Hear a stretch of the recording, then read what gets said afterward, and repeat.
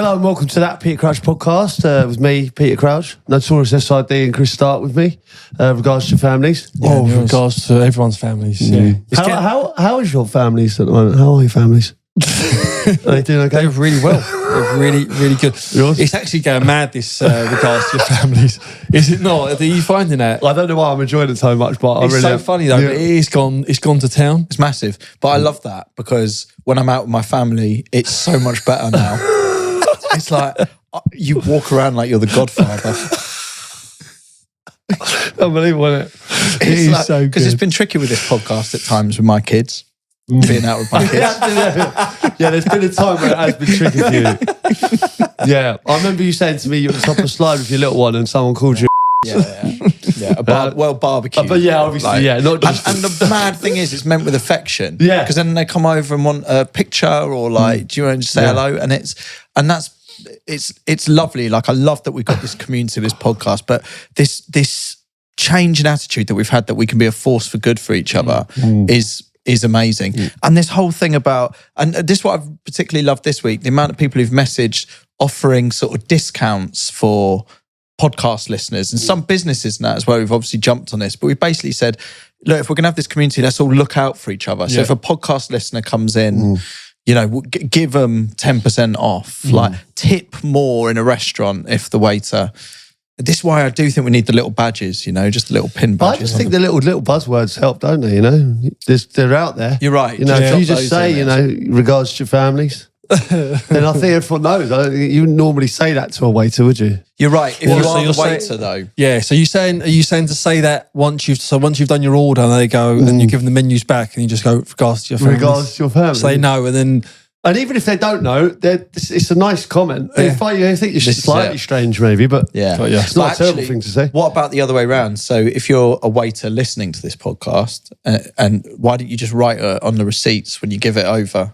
So when someone asks for a receipt, there, regards to the families on the receipt. No one's there used to be like a thank you with like a smiley face. Now it would just be regards to your family. Or kind regards. RTYF. RTYF. Regards to your families. Boys, it's absolutely pissing down with rain outside. Slight concern. I look like a drowned rat. I'm one of those people that looks worse in the rain. Dear. How about you both? I mean, I feel all right. I feel golden. Yeah. I feel I don't know. I don't think I look. I don't think I look great in the rain. Some being people, honest. some people look better in the rain. I think you've got to be a hunk, haven't you? Do you know what I mean? It's like when Mo Salah takes his, the way he takes his top off. It just looks better, doesn't it? I think some people look good, a bit windswept and wet. I agree. Lamps, I would argue, looks a little bit better wet. Really? I think so. I think Frank it's one of Lampard? those. Fernando Torres, worse. Really? Oh, yeah, wow. I think so. I think just rain does things to people. Really? It all gets a bit straggly. Okay. One to consider. What's going on? No, Steve, poor Sids is so suspicious of everything now. He's been broken down by this podcast, which I understand. I do understand. Here's a conversation for you boys that I saw early in the week. I was keen to get your thoughts. So, you know, if you support a football club, it's frowned upon to support a second club. But then you might say, I've got a soft spot for another club. I've never asked you both who's kind of soft spot clubs for you both? See, for me, it's Newport. Yeah, I remember you saying that.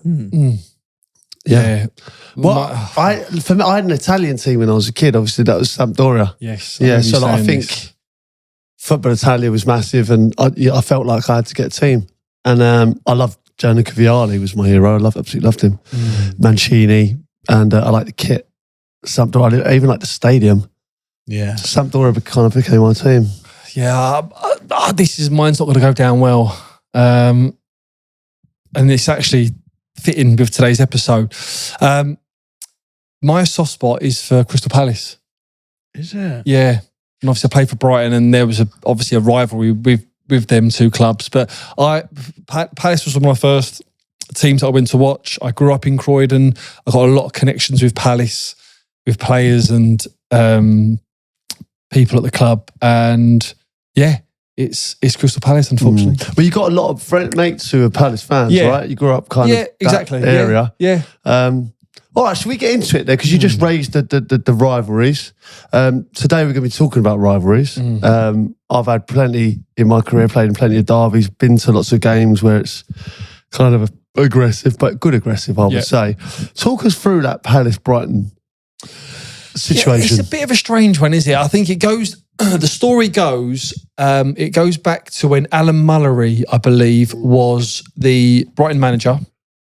And they played Crystal Palace. I think that the actual game was at Stamford Bridge, believe it or not. Was it? Yeah. And I think they lost and he got some change out. There was something that happened in the game as well, but he got some coins out of his pocket. He threw it down on the ground and was like, that's all you're worth. I think that was the catalyst. Yeah, that's how it started. And then from then, I've got a feeling as well. I remember Chris Hughton was the Brighton he was Brighton manager. And his brother played for Palace, I think, and might have broke someone's leg at Brighton in that fixture. And then there was the Poogate one with the toilet. I don't remember that at the playoffs with Gus Poyet and Ian Holloway and the bus driver story. A classic. It is. Unbelievable. Who done it? Yeah. That's what it was, wasn't it? Who did do it? So I believe it was the bus driver. So it was a playoff game from the Championship to get into the Premier League. And it was the return leg at the Amex, which in the end Palace won. So they was fired up anyway because it's obviously a big rivalry. So when Palace got there, it apparently, it stunk of shit in the dressing room. Right, it was like a real reeky smell. What the hell is that? And so Ian Holloway stormed into Gus Poyet's office and was like, "This is a disgrace. Like this, who's done this?" So Gus is like he didn't know nothing about it. So there was a big internal investigation afterwards. And in the end, I believe, and this has come out from the Palace players, it was the Palace bus driver that I think when he's gone there to drop the kit off maybe earlier. He's just gone in there, it's quiet in there. He's gone in there and where it was a new stadium or the change rooms had just been done, it wasn't quite finished. And he's gone. He couldn't hold and he's gone, but he's gone everywhere. And when I mean everywhere... I wonder if he reverse cowgirled it. Well, Pioneer, maybe. By the sounds of it, where the shit was, because it wasn't basically in the pan. It was he's reversed it, maybe. And then I believe that there was no toilet paper. So then he's had to try and make do. And it's just escalated. I hate to say it, because I don't wish bad on anyone, but that does feel like karma for a bus driver, doesn't it? It does feel like, given how often he's gone, no. Well, what about that, the guy that we've had on the podcast, Yeah. Which one of you is... Yeah, exactly. I'll drop you off. Where was the town? I'll drop you off at fucking Lincoln. And then stop over fucking Lincoln. And then ramps the music back up. The tune's back on. What a legend he is. So the bus driver's gone and done that, which is, supposedly, allegedly, it's a whodunit. This all come out well after as well, I believe. When Palace eventually went up in the playoff final, because this was the semi, the two-legged affair. So it came out. But anyway, it was, it's been bad. So when I actually never played in this derby. So even when I was at Brighton, but I went. So when Brighton got promoted to the Premier League and they played Palace at Selhurst Park, I went. And I said, "Oh, boys, I'll meet you all there." Because they went the night before. And I said, I'm going to come to the game. I'll meet you there. So I called my pals. I said, "Listen, I'll jump on the train with you." They're Palace fans. I'll jump on the train with you and we'll get out. And they was at Selhurst Park and I'll go off to the dressing rooms. You go to the pub. I was like, "No chance." I was like, can't be seen with you. I was like, "Shut up." They was like, really? They were serious. They was like, absolutely no chance. I promise you, I got on the train. I said, no, I'll be all right. Got on the train. Wow. Fucking abused. Was it? Mate, badly. I was even thinking, this is a little bit naughty here. Really? Got off at Norwood Junction. They got off, ducked into the booze on the right-hand side. It was a sunny summer's day. Mate, I was getting fucking pelters. Badly. Wow. Went up to the crossroads, turned left. All the ultras started walking towards me, all in black. Had to walk through them. Mate, honestly, it was tracksuit bad. and everything. I was in my normal gear. Oh. Yeah, I was just in like normal sort of civvies. Oh, I like to imagine you. No, I wasn't in a Brighton tracksuit. No chance. No. Wow. Yeah, so it's really... It's all, that's where it stemmed to. That's where it's got, and it's just got worse and worse. When the teams have played, there's been flares and fireworks has gone off. The M23 derby. That reminds me of when I was at Portsmouth, Fratton Park, and we played Millwall. And there had been some issues with Millwall that season. I think at it was at the Den. I remember we got locked in for like 2 hours after the game. I rang my dad, check he was all right. He was legging it for an estate somewhere. No way. I could hear police sirens going off and all that. Anyway, return leg happened at Fratton Park, and I remember playing. I remember seeing a lot of the fans from the away end leaving. And I thought, interesting. Because obviously at the home end, they opened the gates. So they'd obviously gone and got in, and it was all kicking off in the home end. It all spilled on the pitch. And that was obviously the first time where I'd noticed kind of crowd trouble whilst I was playing. And that was Portsmouth Millwall. Millwall, yeah. So this episode, I believe, it's like unusual rivalries. You know, we know there's like the Liverpool Man U, but there's ones that we're probably going to mention that, I mean, I've seen. You would expect. That I've not even expected some of these rivalries going on, whether it's clubs, players, mascots. I don't know what we're going to. Well, yeah, dive into. I think also throughout this episode, just have a think if you're in a rivalry yourself. You know, it could be by profession. Perhaps, you know, you're a bank robber and your mate's a policeman. You know, like, you know, maybe. Yeah, I'm trying to think of some other, you know. Yeah, you know, vegan and a butcher, two best mates, sort of like. I wonder if there's any couples out there like that. Do you know what I think it's healthy sometimes to have a rivalry. Like, I think, you know, at work and things like that, I think it spurs you on. If you've got someone that you're both vying for a promotion and stuff, I think it's sometimes good to have that. Like, certainly within a football club, like you got a striker that's. I mean, I remember being at Tottenham. We had Pavlyuchenko, Defoe, Van der Vaart, who else? Robbie Keane. We had. It was hard to play, and then a kiss that makes you better. I think. Yeah. Wouldn't you say? Yeah. No, it does. And sometimes rivalries sort of just emerge, don't they? They're not sort of. I don't know. You sort of fall into rivalries sometime. You know, you could be at work and a new signing almost comes in, and then you find that you're in competition with this person. 100%. You know, some flashy foreign signing comes in. Not in a Farage way. I just mean like in a. I just mean like, you know, someone showy comes in like, and there's a bit of excitement and they've got a bit about them, kind of thing. Suddenly you find, I didn't sign up for a rivalry. Yeah, both vying for the same work, same accounts, that kind of thing. I don't know whether I'm assuming it'd be the same for you, but anyone that ever signed, whether it's in your position or someone else's position. It's always been amicable at first. It's always been, hey, doing you all right? Nice to meet you. Like, it's never been like, you've never gone, I'm just blanking him from the start. It's like one of them, like, oh no, you're in my domain. You're coming for my spot. Do you know what I mean? I know like whether a striker's been signed for the clubs you've been at, you've never sort of been one to be like, I've never been like that at all. No. 100%. But have you seen it though? I have seen it. And it's happened to me. I've been at places where I've seen the tension instantly. Straight away on the first handshake. Yeah. Well, certainly when I was younger. Yeah. In the early days. You can feel a rivalry, I think. Yeah, you get a sense, can't you? Someone. Yeah, but not from the start, surely. Yeah, no, I've your stall out, really, from the first whistle. Like, yeah. Trying to belittle you, leaving you out, that kind of thing. Like, right. Not getting you involved. Definitely. I've seen I've been a part of it. I mean, I can see that when you're younger, because that's... When you're older, it's different, isn't it, you know? It's a bit more respect, but I think when you're trying to make your way in the game, it's like, well, especially if you're an experienced professional, you know, it's like, I'm not going to help him. Yeah. At the end of the day, it's cutthroat business, isn't it? Yeah. Yeah.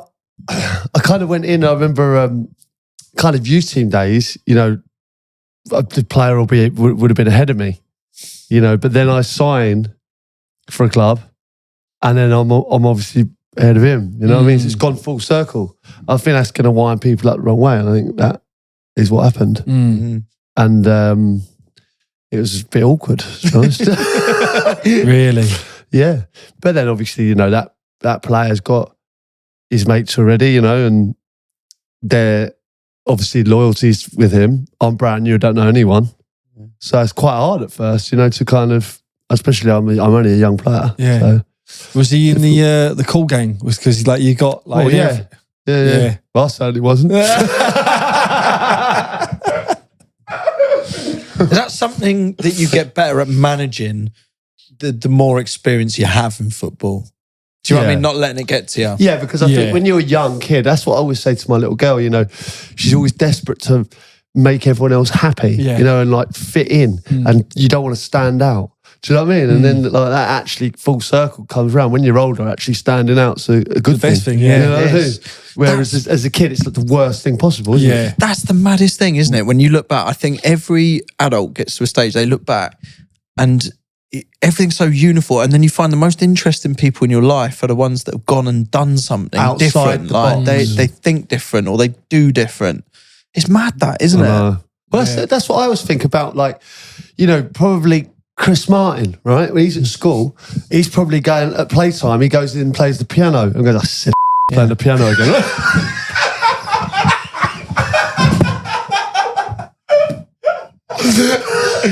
You're right. You know what I mean? You can hear it. You're knocking about in the quad playing football, and you can hear. Everyone's out there, you're all having a laugh, kicking the ball around, and you know, have a look at Martin.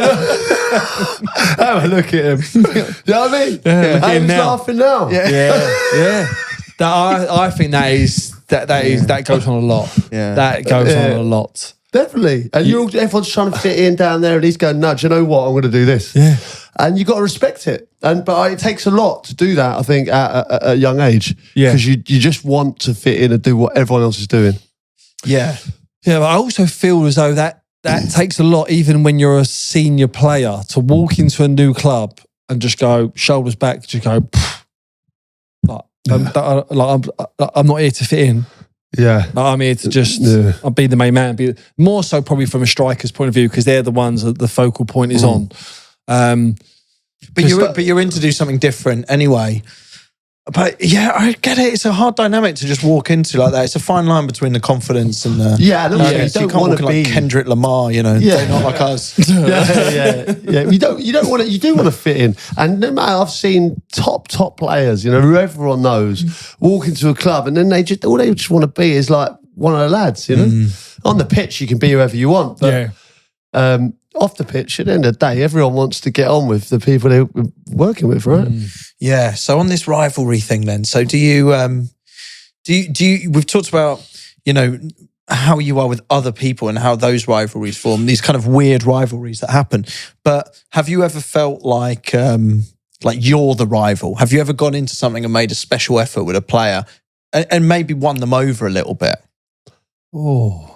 I remember Ryan Shawcross was going to play for Wales, and obviously had the incident with Aaron Ramsey. You know, where Aaron Ramsey broke his leg, which is, you know, and it's a bit hostile, that, and it's not nice. And I know Ryan really well, and I know he didn't mean to do that. Do you know what I mean? He's not gone in to do that. Yeah.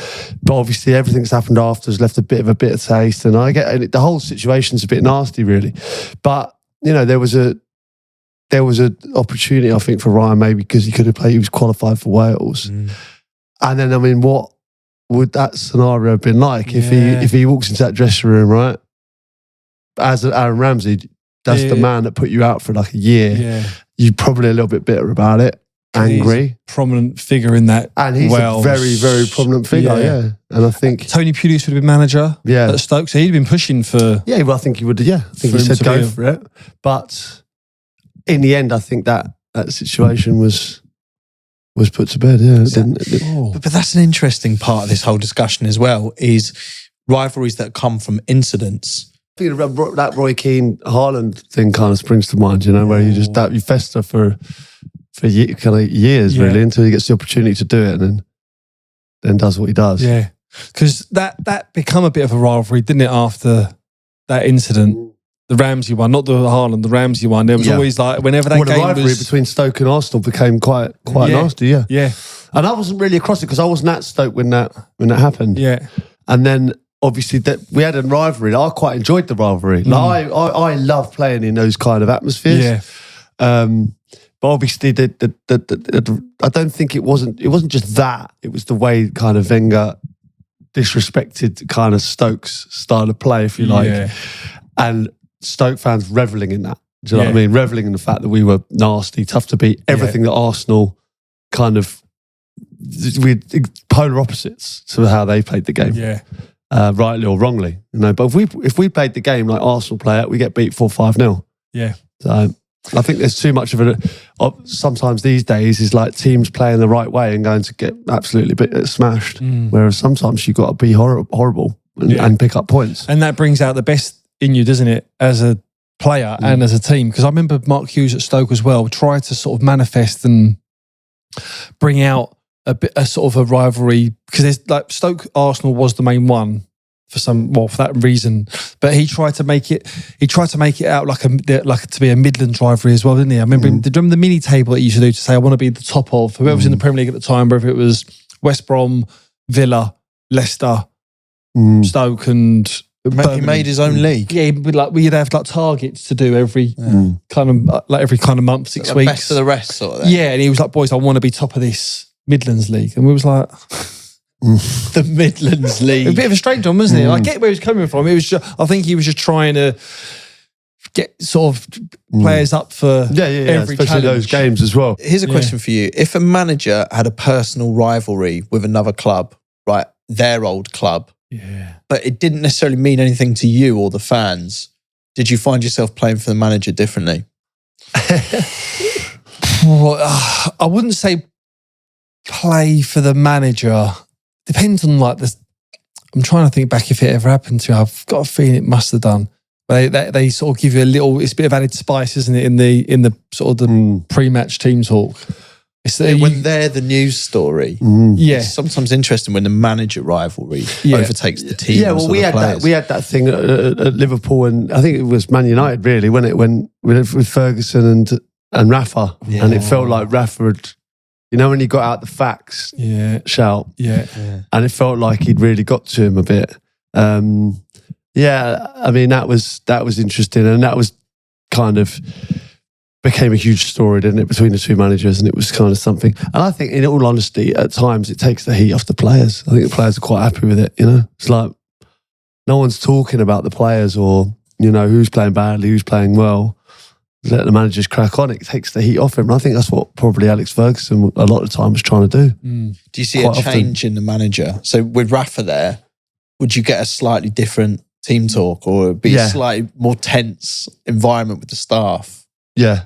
I think you would, I think you would. You'd definitely feel something. But I mean, that's Liverpool Man United games anyway. You know, they're built up for 2 weeks before. Yeah, I often think that with Arteta and Pep, you know, it can't not be a thing. Can't be. It's 100%. They're both too passionate. Yeah. Well, imagine, you know, your young kind of radio DJ, you know, underneath you. There's all of a sudden he's like taking you on, you know what I mean? And you're head to head with him, isn't it? Really? Yeah. Yeah, there's definitely I love how you always bring it to radio terms. I know. Well, I always try to make it go. This is the thing. Underlying all these rivalries, I think, is a huge competitive spirit. Yeah. Like even on this podcast, you know, do we have a rivalry between us all in this podcast? Have we explored this yet? Really? No. I think we're a solid unit. I don't think there's any rivalry. Are we competitive against other podcasts? We should be. Or we should be. Let me ask another question. Are we competitive enough? Should we be more competitive? Well, I think looking at it, we've set the bar. Agree I say with that. we, obviously, I've only been on here a short space of time, but I say you guys have set the bar. And others are striving to reach these heights, and then we've just got to keep. You've been a massive signing. Other podcasts were very worried when we signed Sids, weren't they? You could feel it. Yeah, you could feel it. I mean, it reverberated around us. But what I would say is, I feel like we are kind of like heritage. You know what I mean? We're like, I would say, Liverpool, like AC Milan, Real Madrid. You know, but there's always going to be the PSGs, you know? Some people, it's true. Some people are buying their Man way City, in. do you know what I mean? We are football heritage, do you know what I mean? But We are PSG heritage. That's a quote. Put that should be on the podcast description. Now he's just said that. Well, you know what I mean? We were winning these years ago, do you know what I mean? Like Real Madrid, you know, in the 1930s, we were winning these chick awards. Listen, a lot of we've been going so long. There's people listening whose fathers grew up on this podcast. Like, you know, there's kids out there, you know what I mean, their fathers would have seen us record. Who may have gone to the original Crouch Fest, all in their flat caps. Yeah, you know, they've been there since the Samrat days. You know what I mean? Yeah, there's been some wild times. And that's the thing. So we've always got that. But you are right. Like, You've got to keep on your toes. You've got to keep evolving. Do you know what I mean? You do. You know, Nottingham Forest, you struggled. You know, they were obviously European Cup winners, and they've struggled to get back into the league. Aston Villa are just back in the Champions League. You know, big clubs. You know, you have to constantly evolve, and I think that's what we do. And I think you're right, Chris. You know, the signing of Sids has put us right back in the mix. Yeah, and we're the kind of podcast that, you know, we've got listeners in Vanuatu. Probably there'll be a kid in a sort of Bat Stronger t-shirt, that sort of thing. It's like Man U kits. You know, occasionally we see them on the news. That sort of thing. Let me tell you, you know what I mean. Let me tell you right now, the overlap haven't got kits in Vanuatu. No, they have not.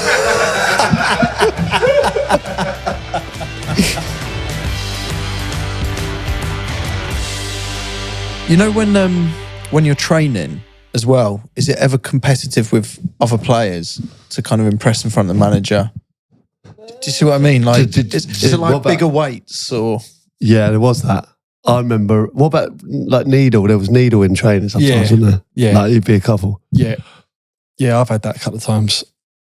And it always spills out towards the end of the week. That's why I think all the five-a-sides on the Friday always just comes out on top. Yeah, it all comes out. And also the some of the tackles with the lads who haven't played. How about those tackles? Yeah. So you know you haven't played on if they know Saturday. they're not going to play? No. So say if you've played, there's a game on a Saturday, right? Yeah. You might be in on Sunday. The lads who played are doing a warm down. Lads who haven't played need a bit more. So they go out and train. But bearing in mind, these lads are fuming. They're not playing. All of them really. Yeah. There's a few young lads, Keane, and a lot of angry older pros. Yeah. And I think, well, some of the tackles I've seen in those sessions. Yeah, that is spicy. Honestly. Well, because I think, it's a combination of everything. They're pissed off. It's a Sunday. The others are having a massages on the bed. They're having like a spa day. And that sort of treatment room always looks out onto the training pitch. And you get some that just go, can I just take some anger out on someone? Steam off. Oh. And normally it's one of the youngsters that ends up getting one, and then it might be another player that goes, oi, calm down. Then like, fuck off. And it's like, what? And then then everyone's... All right. Okay. I've seen some unbelievable tackles in those sessions. So with the training, I would have thought everything you do in the gym's quite bespoke per person. But did you ever find yourself sort of in a bit of a rivalry against... Was there one other player that you have in mind that you just tried to outlift or outrun? You're talking to the wrong players here. Yeah. These fucking toothpick arms. Linguini biceps. No, I remember seeing... I remember being at Villa. And I was only a young player, but I remember seeing Dion Dublin, J. Lloyd Samuel and Darius Vassell bench pressing all together, right? And I was in the gym and I thought, I'll get involved in this. Oh my God, yeah, that was some big lifting. Yeah, I bet. It was heavy. Jeez. I'll tell you where there is a bit of rivalry that comes in on that first day testing. Yeah, that's true, yeah. So everyone comes... After a holiday. Yeah, so it's the first day back, and this goes to any club now. They always do the testings. And it could be the squat jumps and not so much weights and stuff, but it does go into weights. But everyone's like, oh, look how much I've been doing off season and look where I am. And then you get some of the staff that go, oh, he's looking well. Do you know what I mean? That sort of plant seeds to other ones. Oh, so really? Like, oh, really? Like, yeah, so they build it up. They're clever when they do that. So they'll give a word about someone else in a sort of similar position. Yeah, because it's like a sort of a merry-go-round of all these different stations that everyone has to do. And then the word will whisper going, oh, I think you done really well on the jump test. And you'll be like, oh, what did he get? And it's all on the boards. So they put it down. So they know what they're doing, the staff. But that's probably where it starts on the first day. Yeah, I think my first kind of real derby, like rivalry, what I remember was... when I went to Villa, really. We played Birmingham for the first time in so long because Birmingham were down. Yes. They were in the Championship for a long time. Yep. They got back up. It was the first one in the Prem. I remember playing the first one for about 15, 20 years or whatever it was. And that's when Dion Dublin headbutted Savage. Remember, he headbutted Robbie Savage. I played in that one. And I'm not joking, that was spicy. Jeff Horsfield, I think, scored. He might have lost it. And then I think we lost the one at St Andrews as well, which was Peter Enkelman let it go under his foot. Oliver Was that in the same threw it back. I season? think it was the same season, yeah. Whoa. They were the 2 games. And So then were you on the pitch when the headbutt happened? I was on the bench when the headbutt happened because Dion played ahead of me. Did you see it? Yeah. Dion, the nicest guy in the world, like, lovely fella. Just, I mean, it was some atmosphere, I have to say. Like, Villa Park was rocking. And, not Savage's, like, obviously winding people up. And Dion's just lost it. And headbutted him, and it was a proper headbutt, to be fair, yeah. And he knew he was going, and that was that, really. I've played in that game Yeah. down the line. It's good, and it is spicy. It's frightening, actually. Mm. Yeah, it's I played it at St Andrews and at Villa Park, and you can imagine Gabby Bonlaw scored. I think he scored in both, but I think we won 1-0 at St Andrews, and he celebrated, and the fans. I remember looking out. Yeah. Oh, yeah. like hatred, bad, really bad. But you can picture it before the game, can't you? Mm. You can, and obviously you've gone on to then go on to the big derbies, but. That was probably one of the biggest ones for me that I played in. It's good derby, it's an intense derby, that one. It really is, You think of Jack Grealish and that. Do you remember that one where he got the fella come on, hit him? Yeah. And then he goes on and scores. Yeah. It does. I mean, that's the dream, isn't it, for a Unbelievable. footballer, isn't it? And also, not I remember the punch, like that particular, not the punch, but the moment. Yeah, but I remember one. It was just someone running on when Enkelman lifted like hit his foot with like the own goal. Fella come on and just giving a wanker right in front of his face straight after it. I don't know how he didn't like react. Yeah. But that was obviously we started calling him Polo for Peter Enkelman after that. Because he went for his foot. Polo foot. Harsh, that, isn't it? What was the club you played for where the derby or the sort of rivalry most spilled out outside of the club? So, for example, it made it difficult for you to go to your local butchers. I think that's. I'll be honest with you. I think the Villa one was the one because you're in Birmingham. There's a real mix of like where they all live. So it's like. You're not in just certain areas. You know, when it's Liverpool, Man United, it's a different city, really. It's Southampton, Portsmouth, amazing derby that as well, but still again a different city. Yeah, even Liverpool, Everton, like they kind of get on. No, they don't, but they do. Yeah. Whereas that you see a load of like Birmingham fans in the bar, you walk out. Seriously, that's true. That is genuinely. In Solihull as well. I remember because I was with Lee Hendry quite a bit as well, and obviously. Originally we was from a family of City fans.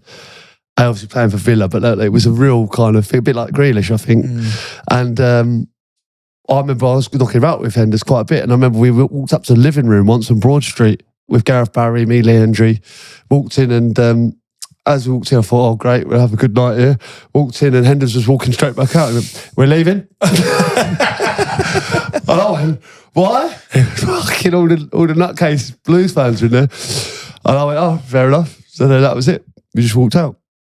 Oh God, it's mad that, isn't it? Do you get it in your radio world? Yeah, like with other you might radio walk- stations. Yeah, like you might walk into a place and there might be like, I don't know, Kiss FM or What? And then you've got to leave. well, no, like I'm just seeing. Honestly, You walk into a nightclub. Kiss Some FM. Kiss DJ there. I'm just getting visuals of like a scene from Anchorman. You know, like when they meet up. Yeah, in it's- Anchorman, yeah, like and that, they, is it? all the weapons. Come No, if you walk in there, Marvin Humes is in there. Like, do you have to walk straight out?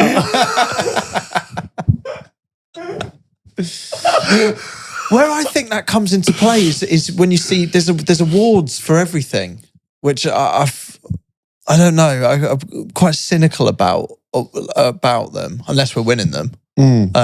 Should say. Those guys were all for it. Yeah, that's totally fine. But when you see, that's where the rivalry starts to play out in other areas, doesn't it? Because suddenly there's something to win. Football, you've got that constantly because you're all trying to win the same trophy, or you're all trying. Yeah. With radio, you're just kind of, you're just trying to be the biggest radio station, aren't you? Until it comes to an awards thing, and then you're in the same room as these people. then there is a bit of a like, Yeah. you know, bit of a rivalry and these sort of, and then you win. Is it like? Is there a thing like? Is there like a breakfast show rivalry, then a drive time rivalry? Do you know what I mean? I guess there is a breakfast show rivalry against. So like, you know, I urge anyone listening to this podcast, you know, as I say, we are a mighty force between us. But if you all chose to listen to Capital Breakfast in the morning, that would do me a massive solid. Yeah. You know. Now, how have I just done the best advert? You know what? Like, you do me a massive solid. Like, Chris, why not? You know what I mean? Like, why not? Do you know what I mean? Well, I get a lot of texts from people who text into the show, and I can tell because it's regards to your family. Yeah, exactly. You know, and the other guys haven't conned on yet exactly what's going on there.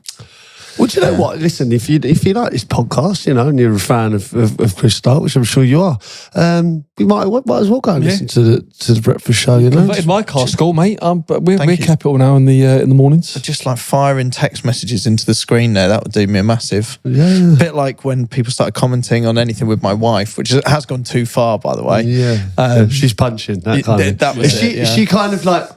Has that died down a little bit? She's basically said, "Don't put up anything anymore. Don't do that." No, you said that. It was. Well, I suppose like obviously we wanted to boost your confidence, but in turn that might be knocking hers a little bit. That was the sad byproduct of what was actually quite a nice thought from everyone. So thanks for everyone for trying. Yeah, but I saw something you put up recently, Sids. I saw something. It was a really sincere post, and it's really annoying me. And the comments underneath were just Steve is getting out of hand now. Steve, whatever it was. He's well. Honestly, it's getting out of hand now. It really is. If you ever do something non-podcast related, and it's like a nice picture of you and John Terry or something. I done one about the marathon the other day, and it was like Steve sprints well, Steve runs well, Steve whatever. I mean, Steve doesn't finish well. He's getting out of that. The thing is, I forget that this is going out to so many people. It's all meant with love, though, and that's exactly. I think at the end of the day, you've got to look at it. It's like I think it's endearment. You know, people who are invested, they're enjoying it. Yeah. What about pundit rivalry then? I was we got a thing there? just about to say that. Yeah, just about to say that because you probably don't see it because you're more TNT, like contracted to TNT, and you've done that for a good number of years, and so was I. But now I'm sort of doing the both. So I'm going from TNT into Sky. And there's definitely... there is... Well, there You're is. a bit half and half scarf, aren't you, in terms of football coverage? I mean, I'd love to have a home. This is great. It's just great today. We're just advertising ourselves. What else we got? What do I need to do it? What's your latest range? No. But I don't. So half and half scarves are frowned upon, generally speaking. But if you're doing a bit of Sky and a bit of TNT, the worst thing with a rivalry is obviously you can never mention TNT on Sky. And vice versa. You would never do that. And it's so easy to do by accident. I've accidentally slipped up and given the Radio 1 text number, on Capital. And then you feel like someone's, some boss is going to come down and sort of strike you down. You know, the issue with the punditry stuff is that, like, it's not that many jobs out there, really, like the top ones that people want them, don't they? And I don't think there's a lot of people don't want to help who are in those positions either. Yeah, and you're all quite selfish footballers as well. So there is an attitude and ego. There definitely is. Oh my God, you suddenly see Daniel Sturridge popping up. If you're, I don't know, Roy Keane or anyone, you're looking at what's going on here and going like, bloody hell, like, need to have a look at this. Yeah, well, that's it. I think there's definitely there is definitely there is. Yeah, there is because you've got, especially I think the modern player that's retired now would definitely prefer to go into punditry than coaching. Whereas I think that role was reversed 20 years ago, maybe. Players would naturally go into coaching and managing. So for every 3 or 4 chairs that you've got punditry, you've probably got 100 players to vowing for them. spots. Yeah, I feel for you boys. You've got to keep a constant eye on who's retiring. And when you hear those announcements, it's like so-and-so's retiring, or it pops up on BBC News, like notification. Yeah, I do. I'm like, It's like, oh, God, here we go. That's going to stress me out. And you see them floating around the studios. It's when they get... I always know I'm in a bit of trouble when you see someone giving a tour. Oh, really? Oh, right. Like, The studios and stuff. Oh, God. Yeah. What are you doing here? Oh, fucking hell. Marvin Humes. What's Ken from Love Island doing?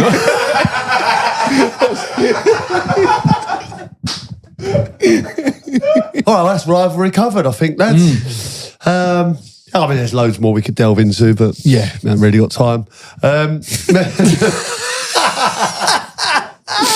The overlap must be terrified. Ken from Love Island. Oh, well. PSG, you mean? PSG, yeah. PSG. Okay. G'day, Robot Boy, Scoreswell, and Craig David's apprentice. Who's who? You're the Robot Boy. You're Scoreswell. Why am I Craig David's apprentice all of a sudden? Where does that come from? Anyone got that idea? No one got it. No one who works on this podcast understands that reference. Craig David's apprentice. Oh, we're lost in ourselves now. Oh, Brilliant. I'm done. Oh, well. No, yeah, sorry. Regards to your families, anyway. So he's a listener. We always hear about Crouchy's absolutely ridiculous goals. However, I was scrolling through TikTok, came across a Sidwell screamer for Reading against Bristol City. Can he talk us through the 40-yard left foot screamer if he remembers? What I love most about this goal is not actually the goal, it's the shirt tucked in, no nonsense kind of look. I wish there was more of this in today's game. Love the pod. Been a listener from the very beginning. What about a reunion with Mr. Tom Fordyce for an episode? Would be cool to go back to the roots. Keep up the good work. Jamie, a.k.a. Jimbo Slice. Jimbo Slice. Jimbo.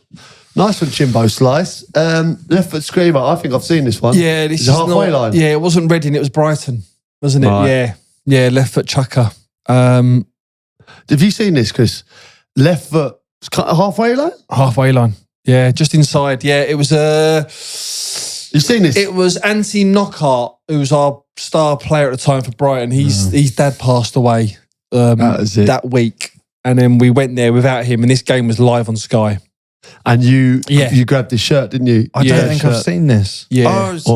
So this was away at Bristol City, and Anthony Knockhart's dad passed away, I think, a couple of days before, and we said, whoever scores, we'll just grab we'll grab his shirt. We'll all go to the dugout and grab his shirt because we had a shirt on the bench.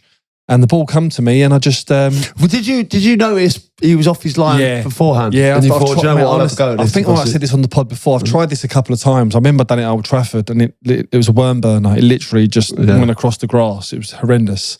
But yeah, it's one of the ones I always watch, and it just fell to me on the left foot. But why the left foot though? Because if you're like. What happened was when I'd seen him off his line, right, and I thought, right, next time I get it in and around this area, I'm going to shoot. Like, and I remember saying to myself, wherever it comes, wherever it is. Yeah, but you're confident enough on your left foot there. Yeah, that's not a problem. So then it just happened to just roll onto my left foot, and I was like, you'll see, I didn't break stride. Well, let's have a look. Oh, so you've had one touch. Oh, it's beauty. Yeah, I mean, it doesn't help that he falls through a trapdoor. Yeah, but I think he goes down. I think it goes in anyway. Tucked in. Yeah, look, that's no nonsense. Yeah, look at you. Strong facials, tucked in shirt, and then a nice dedication to Anthony Knockhart's father. Yeah, it's a bit of a serious one, isn't it? I'd love to have gone mad, actually. Love to have gone mad. Fitting goal for. Yeah. Nice. Yeah, and it was just one of them pieces of the jigsaw that was meant to be that season because we got promoted. We'll have a look. Oh, delightful goal. Yeah, it's one of the better ones. I mean, that's a great goal, isn't it? Look at that. He's just took it with his right. He did it with his left. Keepers in all sorts. Keeper's gone. I think a little interview here. Oh, shall we hear it? No, you don't want to hear it. I think we should hear it. You don't want to hear it. Can we hear this interview? Yes. It's just basically, I know what it is. It's basically what I've just said then. About the shirt? Yeah. Yeah. Okay. Did Andy Knockhart text you after the game? Yeah. Yeah. Was he happy? Oh, yeah. He was delighted. Yeah. Yeah, it was good. It was, do you know, like, it's one of them moments where it's not real. So like, even after that, it was like, the goal didn't really mean anything. It was more... Yeah. For the moment, yeah. For him. So... And that's an amazing sentiment, amazing thing that you did. But just on the goal... Yeah. Let's just examine the goal very quickly now. Yeah.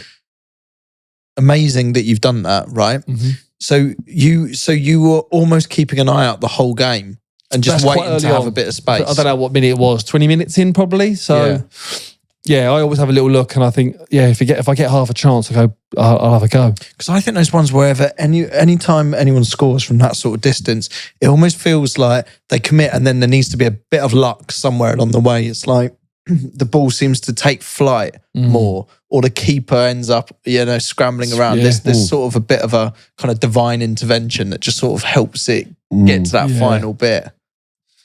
Yeah, I think you get a few that are just pure strikes, don't you? That you just know that they've just You've hit that well. clipped one and it's just gone. But yeah, that's when the ones, I don't know, it's like a golf shot, where it just feels effortless. It just flew. It literally just flew off the boot. Looking back, it was actually like there was a bit of help from somewhere else. That's what I'm thinking. Yeah, in a weird way. Don't want to go deep into it, but wow, yeah, that's mad. You never know.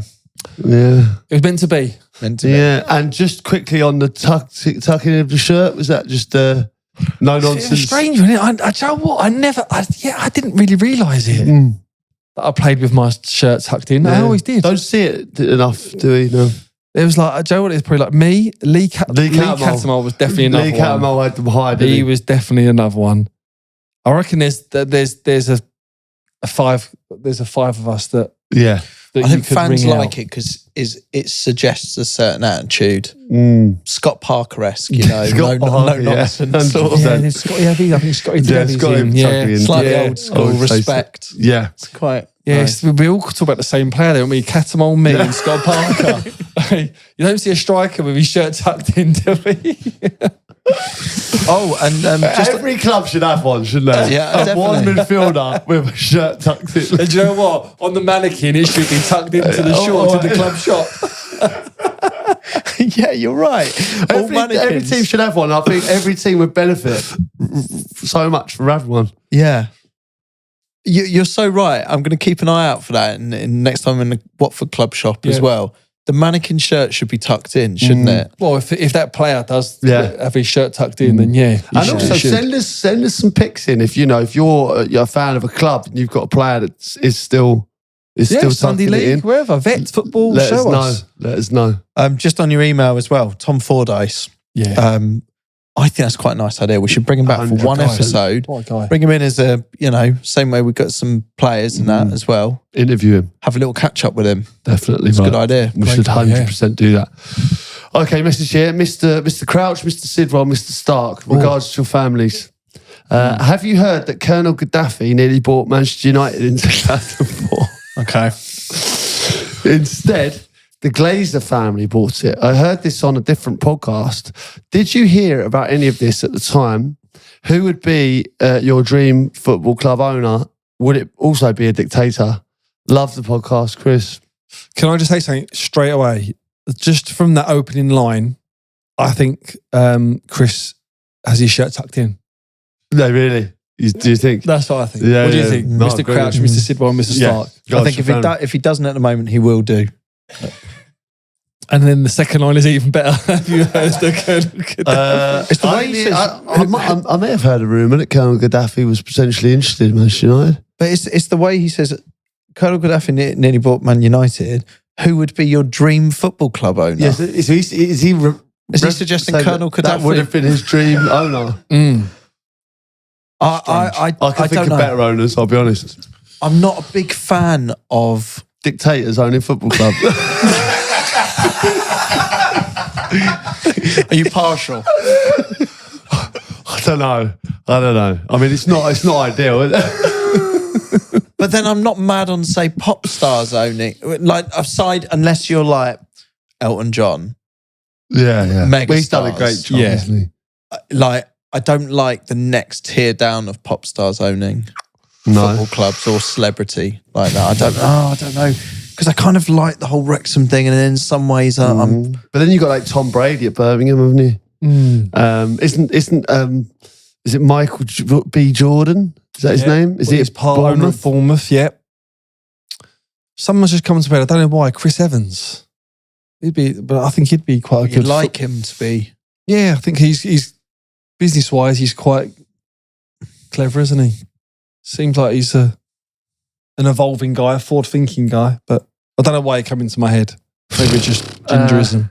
But I think when you were playing, I think you had, you've obviously got to be very wealthy. I think we're going to enter an age now where, there's every chance that you guys, born a few years later, would walk into the dressing room and KSI is suddenly the owner of your football club. Do you see? No, because I'm saying YouTube, crypto people, the lads, them lads at Prime have started sponsoring football clubs. Like, you're seeing these sorts of people, in the online world, social media stars owning football clubs. You're right. You're right. Well, you mentioned Fordyce before. I mean, he would have loved Kim Jong-un to potentially sponsor or buy Sheffield Wednesday. We wanted to get, I think it was Elton John, Brazilian Ronaldo, and Kim Jong-un on the podcast. Yeah. A lot of it came about because the North Korean embassy's in Ealing. We found out, which is obviously Crouchy's town. And I know exactly. It's a little house. It's an actual house. Yeah, opposite Ealing Common. And we had to kind of... My mate, actually, Paul Bruce, he lived down the road. He was about 4 doors down from the North Korean embassy. But we had to rein it in a bit because then fans of this podcast were turning up at the North Korean embassy as part of their sort of Ealing days out and stood outside with little signs saying "back stronger." And I'm sort of like, for their own sake, we had to kind of... Yeah, just kind of move away from it. We've had to sort of shy away from the North Koreans. Yeah. But, we'll get Tom back on and, see where the conversation takes us. See where that goes. You never know where these, when people message in, you never know where the conversation's going to go. You don't. That's where it went. Okay, should we go with the family 11? Oh, that's nice. A family 11. Oh, regards. Regards to your families. This is says greetings, Peter, Stephen and Christopher. Firstly, regards to your families. Family 11. It's the most important thing in life. Barely edging puddings because they are massive. Here's my family 11. Andre Onana.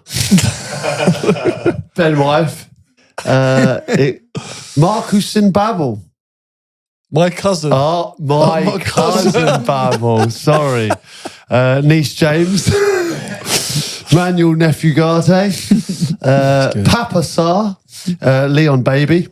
Alex Sister Sanchez, Toddler Cantwell, Auntie Carol, Auntie Carol, as the best, Auntie Carol, Mammy Abrahams, Delhi family, Dave Kidson, Duncle Ferguson, and Daddy siblings. Yeah, brilliant. You've only missed Sid's, of course. Of course. Steve Siblingwell. Oh, yeah. Siblingwell.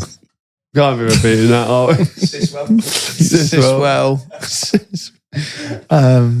Steve Kidswell. Oh, God. Loads. Oh, good. Yeah, there's millions there. All right, great. That was from Alan. Well, I enjoyed that, guys. Yeah. Yes, that was good. And get in touch. Let us know if you're currently encountering a rivalry of some sort, on or off the pitch. On or off the pitch. Yeah. Why not? Peter.crouch@acast.com.